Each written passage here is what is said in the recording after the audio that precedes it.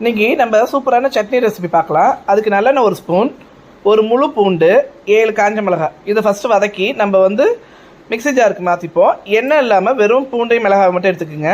அதே எண்ணெயில் 4 பெரிய வெங்காயம் எடுத்துருக்கேன், 2 பச்சை மிளகாய்.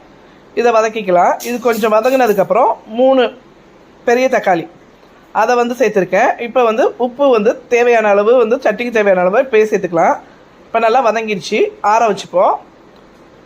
ஆறிடுச்சு. ஆறுனதுக்கப்புறம் நம்ம மிக்ஸி ஜாரில் அரைச்சி எடுத்துகிட்டு அதே கடாயில் 2 ஸ்பூன் நல்லெண்ணெய் சேர்த்துக்குங்க. நல்லெண்ணெய் சேர்த்திங்கன்னா தான் நல்லாயிருக்கும்.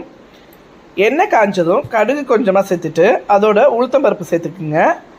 ரெண்டும் நல்லா பொரியட்டும். பொரிஞ்சதுக்கப்புறம் கொஞ்சமாக கருவேப்பிலை சேர்த்துப்போம்.